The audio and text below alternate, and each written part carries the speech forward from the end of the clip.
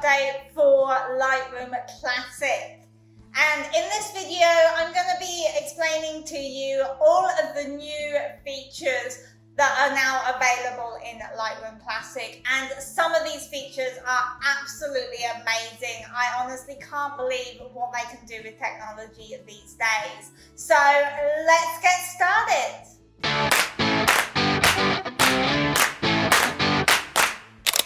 Okay, so we are now inside Adobe Lightroom Classic, and I'm just going to show you some of the new features. I've just got a picture here of my partner standing in the garden, just as an example photo for us to work on.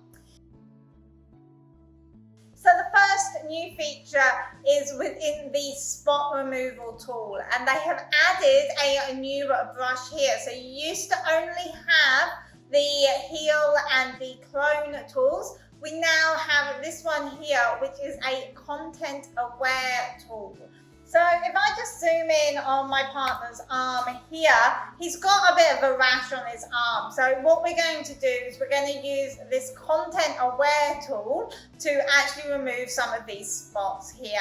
So all I have to do is just get that to the perfect size and just click. And you can see that spot has now gone. And again, just get it to the right size, and it is doing an amazing job. We don't have the two different dots where it is basically copying or cloning the pixels. What this is actually doing is using AI to determine what are the best pixels to put over the spots here. So it is working really, really well. As you can see, I'm getting rid of that rash pretty easily. I'm just doing a quick job as a demonstration for you guys, but you can see how well that is working. It's really quick, really simple. There's no more having to faff around with moving the different circles around to the best place to put it. So I'm really pleased with that. I think that is a really great tool. And even just getting rid of some spots here on the t-shirt, you can see that is doing an amazing job. And let's see how it goes on a little bit of a crease there. Instantly gone. Okay?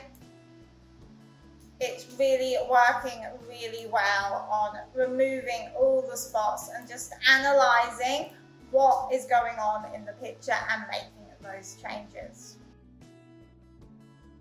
Okay, so the other changes we have are within the masking tool here. So when you click on this, you will see that it's actually changed how it looks. So we used to just have a list of options here. Now we actually have the three most popular masks up the top here, and one of these is a new mask. This is the background mask, which I think is amazing. I used to have to select the subject and then invert the mask to get the background selected. Now we have a background mask. So all I have to do is just click on that, give Lightroom a second to do its thing, and it will just mask out the background for me. You can see that's done that now. And I can now go and make whatever changes I need to adjust the background of the image. So if this was sort of a product shot on a white background, this makes it really easy to go and make sure that that white background is perfectly white. So it's very easy just to work on that background. Another new mask we have is the objects mask here. So if I click on that, you've got either a brush option where you can literally just paint over a part of the picture and it will detect the objects in that part of the picture. So as you can see, that's just selected that part of the branch there. And now I can just make changes to that part of the branch. You can also use the rectangle tool within the objects to draw a square. So again, I'll just draw a square over the same area there and give it a second to do its job, and it has now detected most of that square. It's not doing a perfect job right here, but you can detect different areas. So if I actually just draw a square over my partner's face, that should just mask his face. Yeah, it has done a perfect job of just masking his face. So it's really good at picking up the edges of things. They've really advanced the AI on this to really help you to work quickly when creating masks in Lightroom, sorry. Now the last masking tool that they have added is this people masking tool down the bottom here. So when you open the masking tool, it will automatically detect any people in the image. Because I've only got one person in this image, it's just detected one person, so person one. If I had multiple people, I would have multiple little circles here with different faces. So I can actually click on that little face and it will now detect the person's features. So it's not just masking the person, it's actually allowing you to create masks for different parts of their body. So we can do just the face skin, we can do the body skin, eyebrows, eyes clearer, iris and pupils, lips, teeth, hair, and we can do the entire person.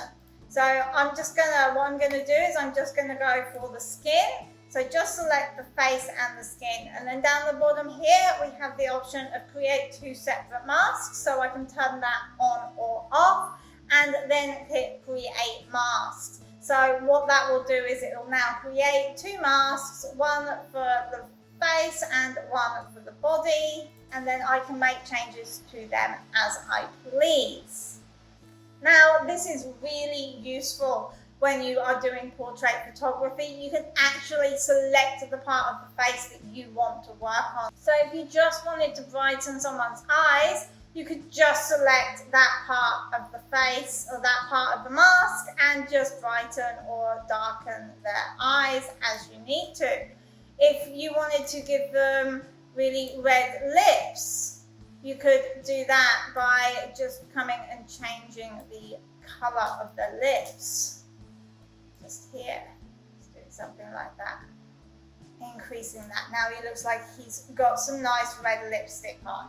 Okay, so it's all just about having a play around, but there's now so many different options that you can do, and you can select so many different parts of them, and you can make changes to different parts of the face, which is really going to help if you are doing a lot of portrait photography. This is a really, really useful tool.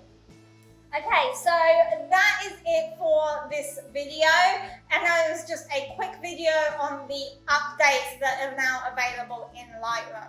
If you do want to learn any more about these tools, I do have a video about the masking tool from last year when they released the masking tool in general, which explains how to use it. So make sure you go and check that out.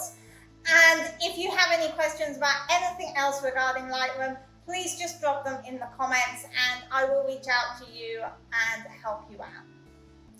Thanks for watching, and I'll see you again next week. Bye bye.